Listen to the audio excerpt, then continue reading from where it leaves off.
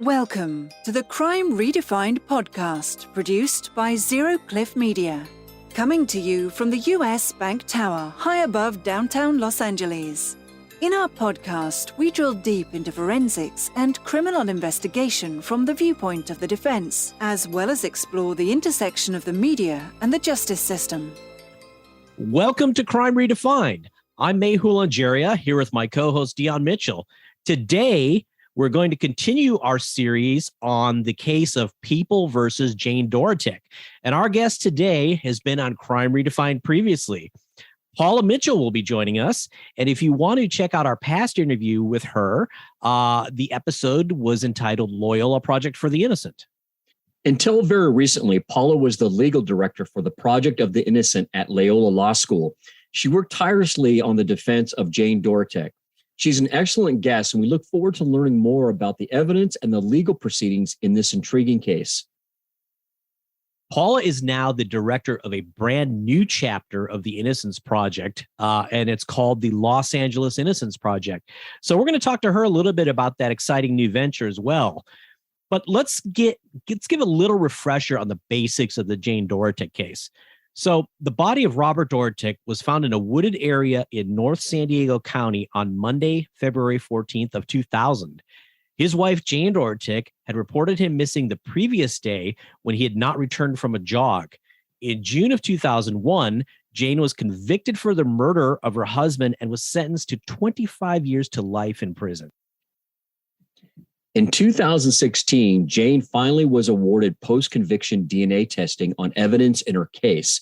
It was at this time that she started working with the Loyola Project for the Innocent. We previously had Paula and Adam from LPI on Crime Redefined. The results of the 2016 DNA testing were deemed not helpful at the time.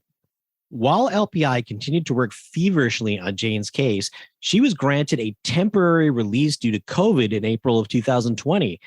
Meanwhile, additional post-conviction DNA testing was performed, and LPI was developing a lot of new evidence.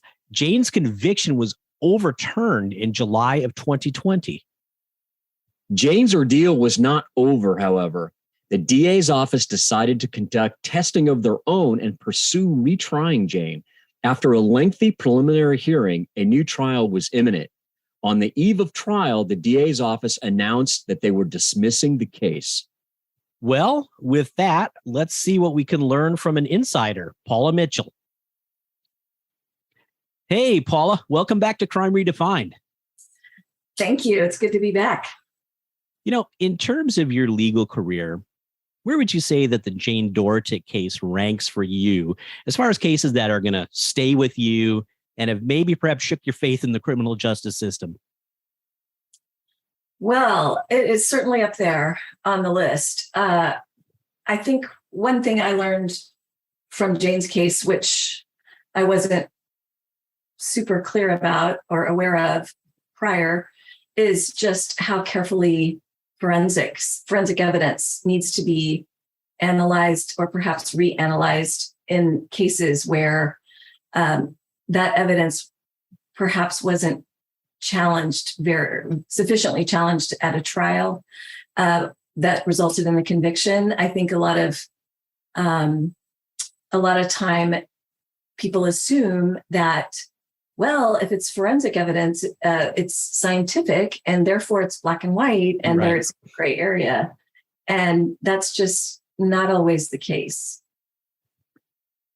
Hey, Paula, I just want to second, thanks for joining us again. And we really appreciate having your insight on such an important case as Jane's. Thank you. I want to go way back. How did Jane Dorotik's case first get on your radar? And to the best of your memory, what were your first impressions of the case before meeting Jane? So I started at the Loyola Law School Project for the Innocent in 2015, and I got a letter from Jane saying that she was innocent and that she's been fighting to prove her innocence for quite a long time. She had filed some habeas petitions on her own, and those were denied. And she was in the middle of trying to get the court to allow her to do DNA testing on some of the critical items of evidence in her case, including some blood that was found under her husband's fingernails and the rope around his neck. And she needed help because she was in the middle of this process of asking for DNA testing and was just not quite sure how to proceed. I was new and hadn't worked on a DNA case before, but it sounded to me like she definitely did need some help. So we decided initially just to get on the case to try to help her with that request for DNA testing. And after the DNA testing results came back, we were pretty troubled by what we saw. First of all, she had asked the court to send the evidence to an independent lab rather than a law enforcement lab. And the court denied that request and sent it back to the San Diego County Sheriff's Department Crime Lab. And they did the initial testing in the case, which she was troubled by. And the more I looked into it, I was troubled by. So when we saw the results, my impression was that they didn't do a very thorough job. And at that point, we reached out to a DNA expert. Some of you may know, Mr. Anjaria. And never heard of him. It seems he agreed with my assessment that there were the DNA testing that was done raised more questions than it answered. And so at that point, we decided we needed to do a much deeper dive. Okay, so just to be clear, then she contacted you and you were all in. This was just, you were going to kind of ride side saddle with her a little bit, give her some help. But then when the results started to come back, that kind of inspired you to get more involved with the case. Is that a fair? Yes, that's absolutely correct. Okay. So there's, of course, looking at a case on paper, and then there's the phase where you start interacting with the players, most importantly, the defendant. To the best of your memory, Paula, take us back to that first prison visit with Jane. And, what were your initial impressions of Jane? I was immediately impressed by how thoughtful and intelligent she is and was, and how familiar with all of the evidence in her own case she was. And she was able to point us to a number of problems that we agreed needed to be reinvestigated right away. So she was just very hands-on. She knew she was innocent, and she knew she didn't do this crime. And she felt that the investigation that was conducted was done hastily and a lot was missed. And so at that point, we worked with our students and investigators and started doing a real thorough investigation. She sounded like she really coached herself up very quickly. Well, I think that didn't really begin until after she was convicted. She had, by her own admission, a lot of naivete about how the system worked. And she just assumed that because she was innocent, she would be found not guilty. And she trusted her attorneys. She trusted the jury system. And it wasn't until the guilty verdict came back that she really realized that she was going to have to get much, much more involved in her own case if she was ever going to get justice. Well, Paula, when you and your team first started looking at all of the blood and DNA evidence, was that something that seemed overwhelming to deal with at the time? And then kind of what was your learning curve like? It was a very steep learning curve. The case against Jane rested heavily on a blood stain pattern analysis report that was done by a criminalist, Charles Merritt, who made a lot of conclusions about how this crime occurred in the Dorotik's bedroom based on what we now know was very little training and actually very little experience. So we had to become experts quickly on what limitations there are to bloodstain pattern analysis, what kinds of training and experience someone who's going to go to a scene to try to assess whether a crime occurred there, particularly as here in Jane's case, where we don't know when Robert Dorotik was killed, and we don't know where he was killed. The body was found several miles away from the home. And it just seemed a little too, his report seemed thin and unsupported by actual evidence, DNA evidence, and other kinds of considerations that really should go into a report like that. Okay, so setting aside the forensic evidence for now, what were some of the shortcomings in the basic police investigation into Bob's murder? Well, first of all, they never considered any other suspect. By their own admission, they had concluded almost immediately that Jane must have been the person who killed her husband. And our review of the investigation reports indicated that conclusion was reached based on a number of hunches and by systematically ignoring so many other leads that contradicted their own theory. So, for example, Jane told, when she called the sheriff's department to report her husband missing, she told them that he had gone out jogging and hadn't returned home. And almost immediately, they put on the 11 o'clock news a missing person report, a missing jogger report, and a number of phone calls started coming in saying, oh, I think I saw that they had a photo of her husband. I think I saw him jogging. Their theory was that he was killed a day earlier in their bedroom on Saturday rather than Sunday, which is when she reported him missing.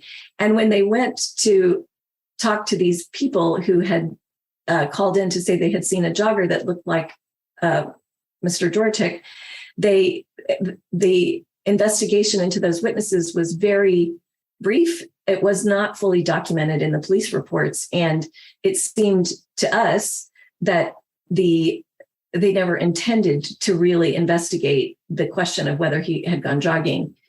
For example, the scent dogs who were deployed during the search and rescue effort, one of them, they gave the dog the scent article, a piece of Robert Dorotik's clothing, and the dog immediately alerted and took off down this road, which was known to be his regular jogging route. So it certainly pointed to the possibility that he was out jogging, and then the dog came upon his jacket on the side of the road, some distance from their home, which also seemed to suggest that he had been jogging. So all of that evidence, which was not even most of which was not even shared with the defense, was just pushed aside, and they kept going after Jane as the person who committed this crime.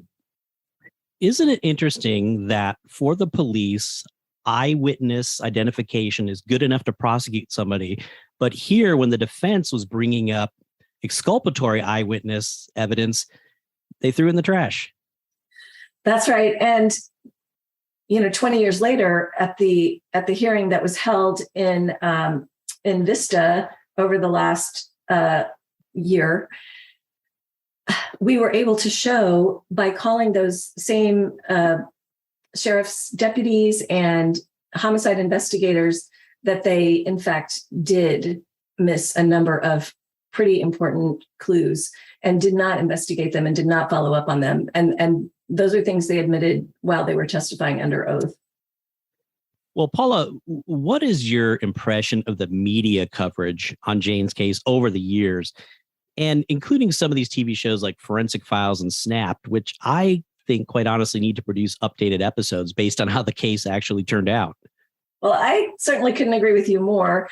I think, true crime shows, as they're called, are often referred to, are, they're sensational by design. They're supposed to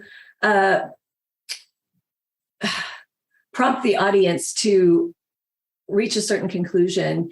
And almost without exception, the conclusion is that the person who was convicted is the person who committed the crime. Right. They're not designed to probe into whether the jury got it right, whether evidence was missed. And, in a case like Jane's, where she's innocent and she's had to endure 20 years of these shows going on, airing nationally in syndication, calling her, people going on these shows, calling her everything from a sociopath to all sorts of other names. People, mind you, who've never interviewed her, who really have no familiarity with the actual evidence in the case. Right. And they just keep repeating over and over the narrative that the prosecution presented at the trial. It's a very hard thing to come back from. And I knew that going into Jane's case, I knew that this was going to be a particularly difficult case because of that reason that the court of public opinion had already weighed in. If they weren't convinced after the guilty verdict, they certainly were after watching these shows, which aired over and over again. It's that media, that branding, and it's just hard to get that scar off you once they hit you with it. And it also goes to one of my theories I mentioned to Mehul over the years we've done these cases, is after hiring a really good defense attorney, the second person you should hire is a really good PR person to control the narrative. Yeah, it's true. And in Jane's case, she thought, because she's innocent and because she thought if people could see me, hear my story, they will see that I didn't commit this crime. She volunteered to be interviewed by one of those programs, and it very much backfired. That's really a shame. Yeah. There's so many facets of the forensic evidence in Jane's case outside of the DNA issues. Can you talk about what the tire track evidence was portrayed to be and how ultimately it was eliminated? Yeah, the investigators saw a number of tire impressions in a muddy shoulder of a driveway that was near where Mr. Dorotik's body was found. And they noticed some similarities to the impressions there, of which there were many. The judge at one point described it as, it looks like a bunch of spaghetti. They noticed the similarity of some of the impressions and the tires on the Dorotik's truck. And they called in the MATE team, multi-accident interdisciplinary team. I don't know if I got that right. But Sounds they pretty called good. California Highway Patrol to come in and use survey equipment to try to do a reconstruction of how the Dorotik's truck would have pulled up to this driveway, backed in. There were a lot of shoe impressions, footwear impressions in that same area, that their theory was that the truck was pulled in, backed in, and that then the body was removed from the back of the truck and then dragged to where it was later found. And what we discovered when we did a much more thorough review of that evidence is, first of all, they collected every possible shoe from the Dorotik's residence to try to compare it to the shoe impressions, and none of them matched. And they tried mightily to find any indication of blood in the truck bed. And Mr. Dorotik lost a tremendous amount of blood when he was attacked and assaulted. And they were unable to find any blood in the bed of the truck. And they nevertheless created this schematic, this diagram that looked very persuasive as to how these entire impressions were just, they actually said at trial, quote, an absolute match to the Dorotik's truck. When we used our own expert to review the survey that was done and looked at all of the coordinate points, looked at the way they had done this reconstruction, it was just full of flaws. And that is something that we were able to show at the hearing, that it wasn't properly documented, it wasn't properly photographed. They made these plaster casts of the tire impressions, and they were not done properly. They were broken into many pieces. It's like a box of rubble by the time we went to look at it at the crime lab. And it just, what they portrayed at the first trial as this rock solid evidence was really little more than a box of rubble. Which agency was that? That was the San Diego County Sheriff's Department. We previously covered the Stephanie Crow case on Crime Redefined in an episode called She's So Cold. That was also a San Diego case. And in that case, there were obviously also issues with the crime scene processing. Paula, talk to us about the crime scene processing and the attempted reconstruction regarding blood evidence in Jane's case and how that also ultimately fell apart. We learned during the course of the hearing over the last year that when they had Jane's consent to go into the home, she was fully cooperative. She wanted to give them access to anything and everything in her house, on her property, in her barn, 16-acre property, to see if they could find any clues as to who killed her husband. And when they went into the Dorotik's bedroom, they saw staining that appeared to be blood, and they immediately concluded that this is where he was killed. So they called the criminalist to come out, the person that was on their staff who was their purported bloodstain pattern expert. And what we learned is that when they called him out, they took him in the back door. They didn't take him in through the house. They took him straight into the bedroom, and they essentially told him this is where it happened. So he went about looking at the various stains that he could see, and coming up with a theory about how this could have happened. Jane and her family members explained to the investigators immediately when they saw stains in the bedroom that appeared to be blood.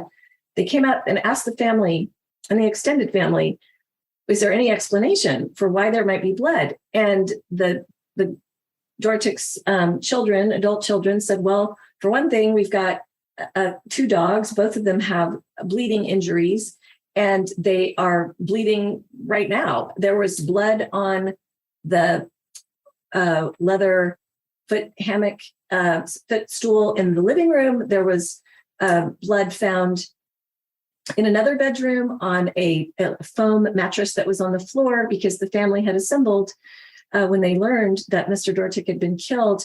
And both of the stains that were tested in those 2 locations were consistent with animal blood. They certainly were not Mr. Dorotik's blood. And they explained that the dogs were in the bedroom, up and off the bed. And Jane also explained that her husband had suffered a nosebleed a week or 2 prior, and that he woke up and he said, oh, I had a nosebleed and I got some blood on the mattress. And so instead of telling the bloodstain pattern expert about these alternate explanations, they didn't tell him anything, and they didn't show him any of the other areas in the house that had what appeared to be blood stains on them. They just took him into the bedroom and told him this is where it happened. So he assumed that everything he was looking at, most of which were very, very minor tiny stains, that this was all part of this horrendous bludgeoning that her husband sustained in the bedroom. Apparently, their theory was while he was sleeping. So what we learned after we did a very careful review of all of the photographs and all of the investigators' statements is that they did not really follow their own procedures. They didn't take photographs of the areas that they were swabbing to collect those stains for later analysis. So they weren't really even sure which stains were swabbed. They also, the criminalist also didn't use the proper the way you're supposed to calculate directionality. If you see stains on a wall and they look like that they have been like flung onto the wall and they were going in a certain direction or they were coming from a certain direction, he did it by his own admission under oath. He did not do a thorough job, and he made a lot of assumptions. So, if you're going to base almost your entire case on that, I think it's important that you follow the rules, wear gloves, for example. This is just the small things.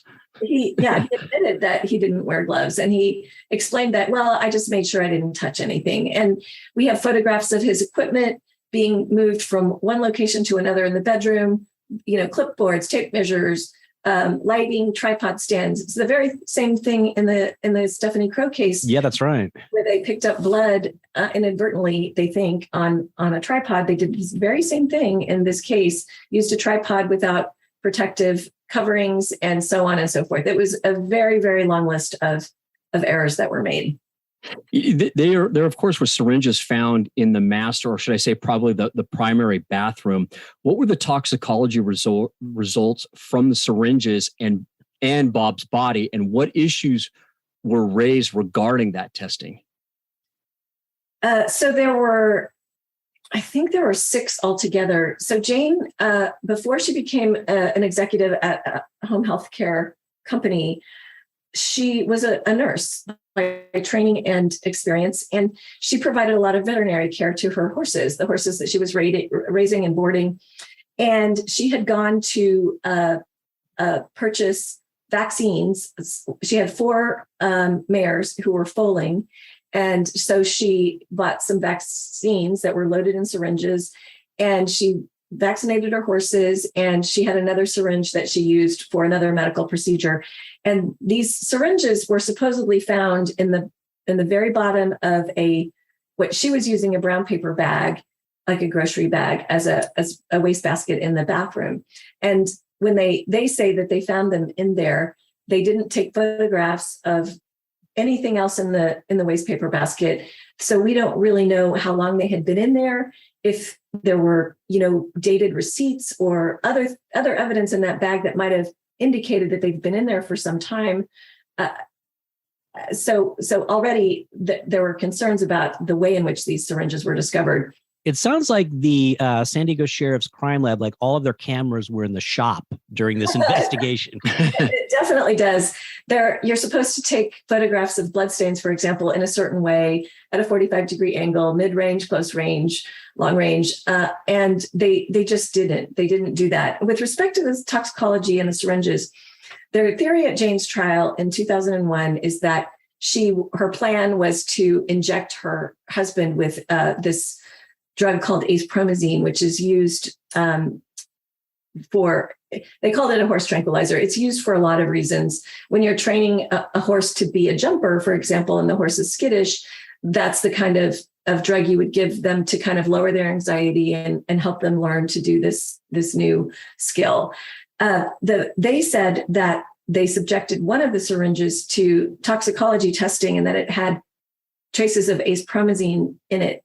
The lab report that was generated as a result of that examination was incredibly sketchy, thin. It didn't have a lot of necessary information that you would need to determine whether there was actually acepromazine in there, how much was in there. But the other thing that was incredibly telling is that they searched at the autopsy, they searched Mr. Dorotik's body very, very carefully for any sign of a needle mark, that he had been injected at anywhere, and they couldn't find any needle marks. So then they went the next step and they took the stomach contents that they collected at autopsy and they sent them to an outside expert so that they could analyze the stomach contents to see if he had ingested any acepromazine. And again, that came up negative. And that was another example of a report that was not disclosed to the defense. So despite their best efforts to show that he had been injected with this drug, they were unable to show that, but they nevertheless characterized the syringe at her trial in 2001 as a smoking gun, as the most damning evidence in the case. So, if you get a good narrative going and you get the jury sucked in, you can tell quite a story. Absolutely. And when you say that the report regarding the stomach contents was not disclosed initially, at what point in this whole process did that report actually enter your hands? We filed a discovery motion in 2019 when we filed her petition for writ of habeas corpus, and we asked for all kinds of information from the lab. And that's when we obtained the more detailed report about just what links they went to try to ascertain whether there was any acepromazine in his system. So we got that, almost 20 years later. We also got information about testing that they had done on, there were traces of black paint that were found on Mr. Dorotik's skull bone. And they collected that and they examined it, analyzed it, and they were trying to figure out where this black paint might have come from. Their theory was that he was killed at home in the bedroom. And so what they told the jury is that, oh, he was killed, and they picked up a hammer and they waved it around and they said he was killed with some kind of household hammer like this. But what we learned later is that they sent the results of the analysis on the paint found on the skull bone to an outside expert, and he examined it and he said, this looks like it probably came from some kind of tool like a tire iron or a crowbar. And then the San Diego Sheriff's Department crime lab criminalist went to their repository of tools and pulled out a crowbar and scraped some paint from it and examined it. And it looked very, very similar to the spectrogram that was done on the paint from the skull bone. Well, that was never disclosed to the defense. And in fact, they went ahead and told the jury that it was a hammer. And you don't need to be an expert to know that hammers are not painted black. You don't paint the face of the striking surface of a hammer because the paint is going to come off as soon as you strike anything. So the list of items of evidence that were not disclosed kept getting longer and longer. And every time it really supported Jane's claim that she was innocent. As far as some of this non-disclosure, was there a claim, Paula, at some point that the DA had at least temporarily lost their entire file? Oh, it's not a claim. They admitted it. When we made our discovery request, we asked for the DA's file, and they told Judge Elias in court that they had searched high and low and that the DA's office had lost its file. I asked them what the retention policy was, and I was told that in homicide cases and murder cases that they keep the files forever. So, it's just yet another, jaw-dropping problem with how this case was handled. Well, time of death is, of course, always an important variable in the investigation of a homicide. What evidence was presented in the original trial regarding time of death, and how ultimately did the defense deal with it? They concluded that Mr. Dorotik was killed on Saturday night because when they asked Jane about what they had had for dinner on Saturday, she told them they had steak and potatoes. And when they looked at the stomach contents, it looked consistent with steak and potatoes. They never bothered to ask whether there were leftovers, whether he could have had leftovers the following morning or afternoon. And so they just immediately concluded that he was killed on Saturday night. We retained our own forensic pathologist, and he reviewed everything, including the question about the time of death. And he looked at things like lividity. And in his opinion, it looked to him like the time of death was more likely Sunday night, Sunday afternoon or evening, rather than Saturday. At the trial, the prosecution called the forensic pathologist who performed the autopsy, and he testified that he was unable to determine the time of death. And they then just essentially asked the jury to conclude that it was Saturday. You feel free, you don't have to answer this question, but I have to ask it. In your opinion, is this incompetence, laziness, rush to judgment, or all of the above? All of the above. Okay. And poor training. Yeah, I'd say maybe that probably had one of the bigger impacts. Just continuing with the laundry list of evidence, can you describe the issue with the piece of scalp that was discovered under Bob's shirt? Yes. So Mr. Dorotik sustained a very, very severe wound to the back of his head. There was a chunk of his skull bone that was dislodged and missing, and he lost a tremendous amount of blood. One of the things that the lead investigator concluded is when they left, first of all, they left his body lying out in the elements. It was raining that day for, I think it was at least 12 hours. It might have been closer to 13. So they didn't put a cover over it. At one point they put a cover up, but it wasn't there for very long. When forensic pathologist arrived on the scene, they decided that they would disrobe him then and there. It's 5:00 on February 14th. It's dark. They removed his clothing out in this wooded area. And when they removed his t-shirt, they saw stuck to his upper chest a piece of scalp that had hair still attached to it. And the lead investigator concluded that that was evidence that he had been killed first somewhere and then dressed after, because that's the only way that this piece of scalp could have ended up under his t-shirt. And when our expert forensic pathologist reviewed the photographs and the testimony from the trial, and in his opinion, there were a number of different ways that scalp could have been put in that location, including during the disrobing process itself. So, they had their theory and they went with it, and they turned a blind eye, in my opinion, to any other explanation that would have supported the possibility that someone else committed this crime. I remember preparing for an evidentiary hearing regarding Jane's innocence claim. And I think it was either the night before the hearing or maybe 2 nights before, you and I were emailing back and forth, and you were forwarding me all of this newly turned over information about quality issues with the laboratory and certain analysts. My question is, how significant was all of that for, number one, the DA's decision not to oppose overturning the conviction, and B, the ultimate dismissal of Jane's case?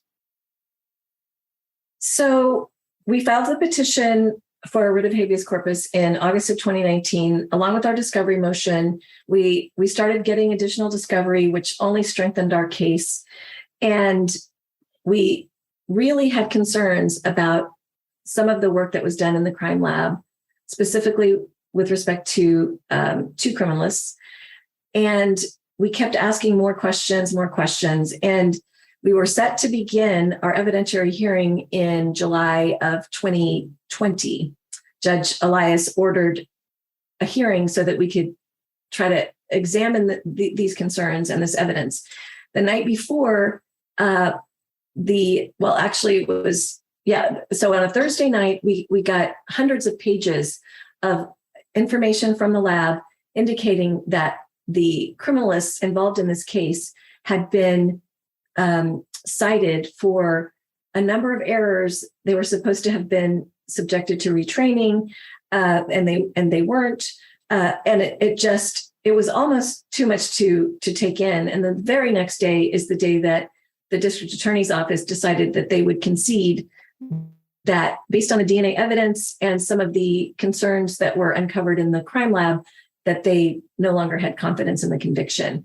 So we thought that would be the end of it, because we didn't see any possible way that they would be able to retry her and get a conviction given the state of the evidence. But that's not what happened. They made the decision to go forward with the second trial. We then continued with our effort to get more and more information about the blood evidence and these problems in the lab. And one of the things we learned is that at the autopsy, they collected a vial of blood from Mr. Dorotik, and after they collected it, it was put in a room, unsealed, no heat, no tape sealing, it wasn't sealed the way you should normally handle blood, and it was left in this room along with all of the swabs of purported blood that were collected from the Dorotik's bedroom. And so it just raised this incredible number of concerns about chain of custody and how this evidence was handled. We also saw that the vial of blood was checked out by another criminalist at the very same time that the criminalist working on Jane's case was examining the swabs. So we were very concerned about the possibility of intentional or inadvertent contamination. And those are still questions we have. We never did really get an answer to why the blood vial was checked out. It should never have been checked out. They had a reference sample already to use. That's why you make a reference sample. So that was probably more than you wanted in my answer, but there just continued to be more and more issues that came up each time we got more discovery. I want to switch gears a little bit, Paula. When there's a wrongful conviction, that means that the true perpetrator has escaped justice. I don't think we're talking out of line here, since there's an article online about the defense theory, but can you take us through what your investigation has uncovered about possible suspects and alternate theories? Yes. So one of the things we learned when we got the discovery in 2019 and 2020 is that an individual had been on I guess I'll call it a crime spree. He had attacked other innocent bystanders on the roadside in these violent attacks, some of which he later pled guilty to. This was known to the very same sheriff's deputies who were investigating Mr. Dorotik's homicide. And for reasons I still cannot understand, they never considered this person as a possible suspect. There was a crime committed on January 15th, almost exactly a month before Mr. Dorotik was killed, that the person who committed that crime was still at large when Mr. Dorotik was killed. He committed another violent assault on, I think it was March 8th. And then again, he remained at large, and he committed another assault later in the next month in April. And at that point, he was finally arrested. And even after he was arrested, he was apparently never questioned about his whereabouts on February 13th or whether he may have had any involvement in this crime. That seems like a big miss. Yeah, you think.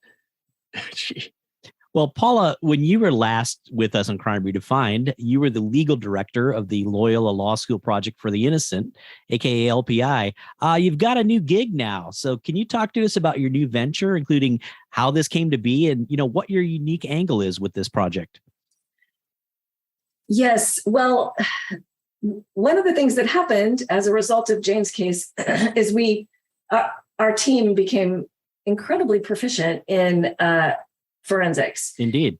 And we had been partnering with the California Forensic Science Institute at Cal State LA for, we've now been working together with them for 4 years on a grant from the Department of Justice that is designed to allow us to go in and look at DNA, specifically DNA in cases where there might be evidence that could be DNA tested or retested.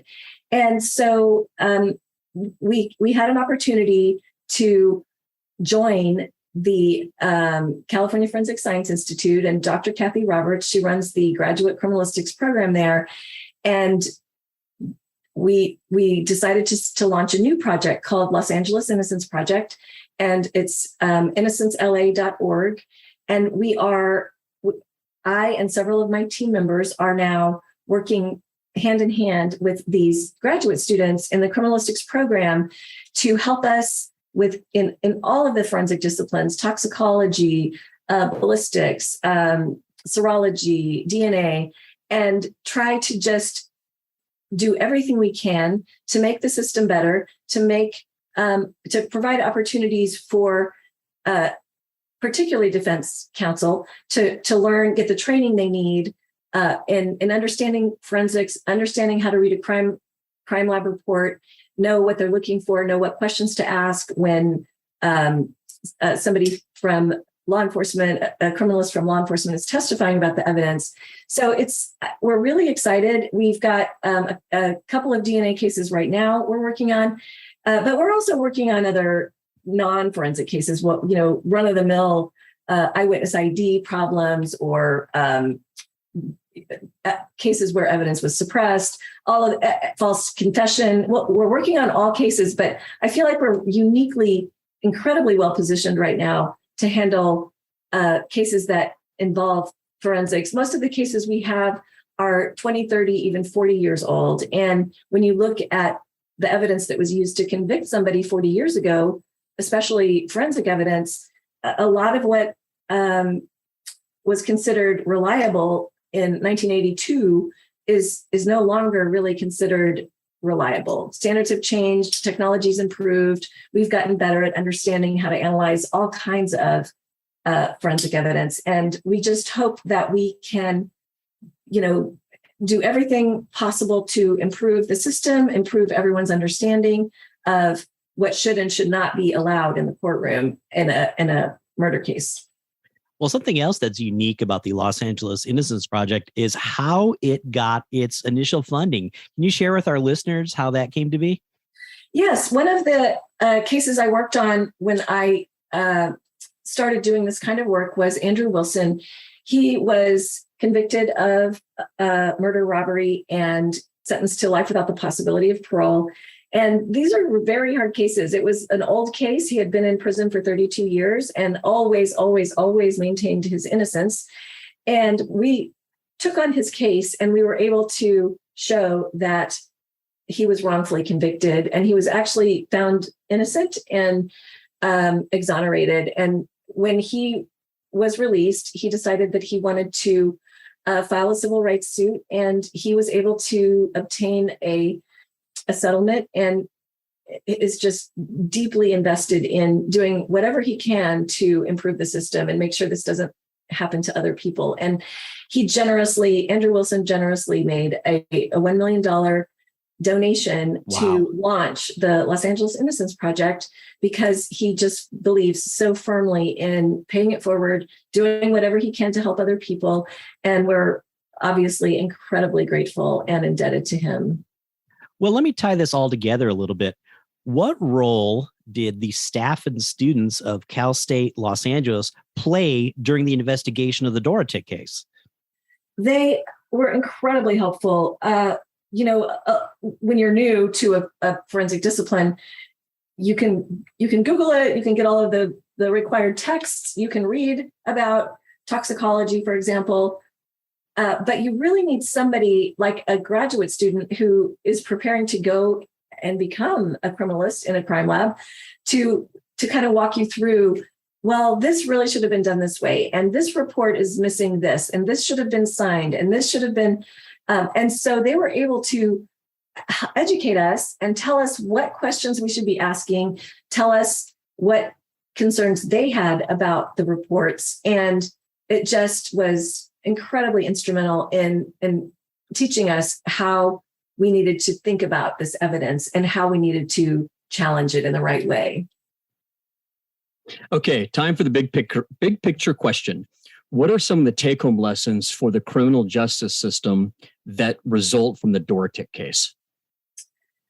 I think one of the things that I saw in the Dorotik case, and I've seen it in other cases, which is incredibly frustrating, is it takes a tremendous amount of time to persuade a court that DNA testing or DNA retesting is warranted. And it also shouldn't be a highly contentious issue that an accredited independent lab is perfectly qualified to do that testing. It doesn't, or retesting. It doesn't need to go back to the very same crime lab. The DNA testing doesn't need to be done by the very same crime lab that did the initial testing, which raised so many concerns, questions, and problems.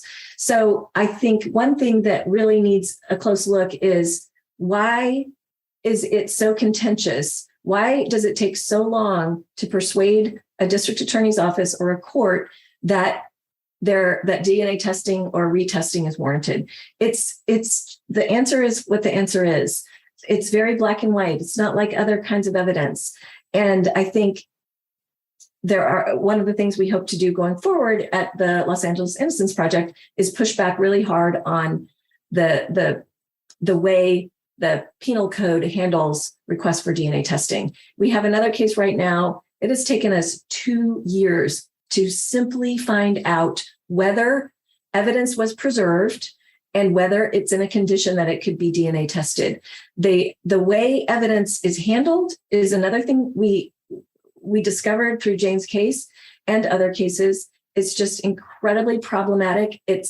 I think that over the last 20, 30 years, they've made some improvements, but in the case we're working on now from 1983, we had to look at so many different agencies to discover where this forensic evidence, these physical items of evidence, could have possibly been stored before we were able to find it.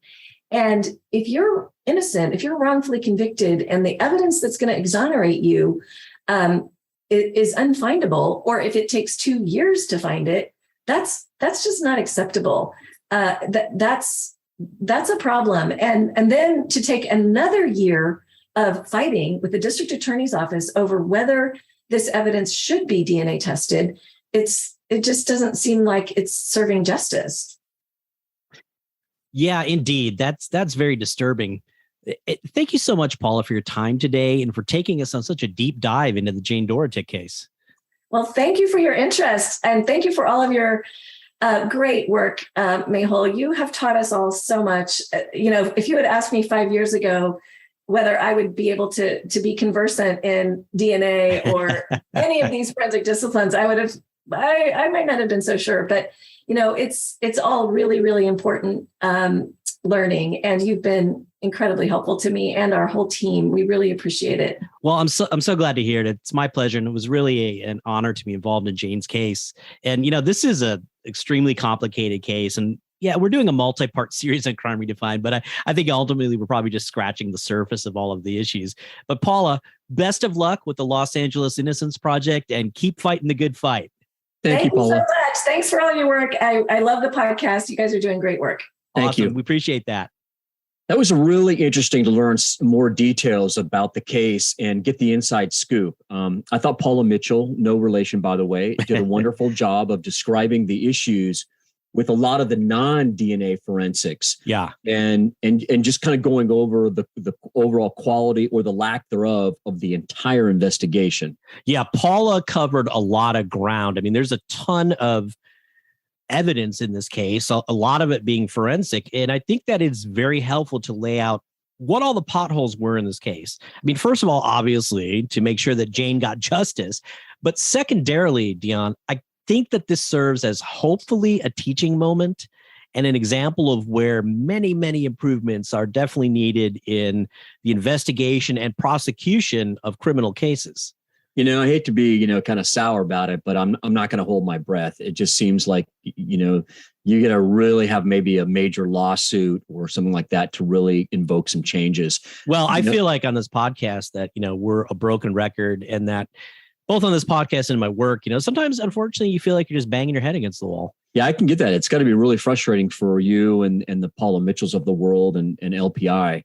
But, if you don't push through and get a result like... Oh, absolutely. I mean, if you don't continue to push through, you won't get a result like Jane. That's right. So, yeah, it just keep at it. It was just really frustrating to hear, from her point of view, from Paula's point of view, it really came across is that the DA's office had tunnel vision. And you could really see the effect of it in this case. And it makes you wonder if a spouse of a murder victim can truly ever get a fair shake. Yeah, right. When you peel back the layers, the so-called scientific evidence wasn't so scientific after all, Mehul. Oh my gosh. Some of those examples Paula gave were just insane. And scary. So, like the crime scene guy, it sounds like basically they ushered him into the master bedroom, the primary bedroom, I should say, and just said, listen, here's where your crime scene is. Don't worry about looking anywhere in the house. And by the way, here's your conclusion. So do whatever you got to do to reach this conclusion. But we're just telling you that do all your fancy bullshit, but this is where this is going to end up. And then the other one that was interesting was the stomach contents. I mean, certainly there's science behind that. Obviously, we've heard about time of death studies for years and years, but you have to look at alternate explanations. And there was a very simple one here that Paula brought up is that, okay, maybe Bob did have that steak dinner, but maybe he had it twice. Maybe he had leftovers and had it a few times over the course of a couple of days. I mean, and that's a real common sense explanation that I think a jury can really latch onto. I mean, it just brings up an example. Let's say, Dion, that there's a piece of evidence that is tested and has no DNA on it whatsoever.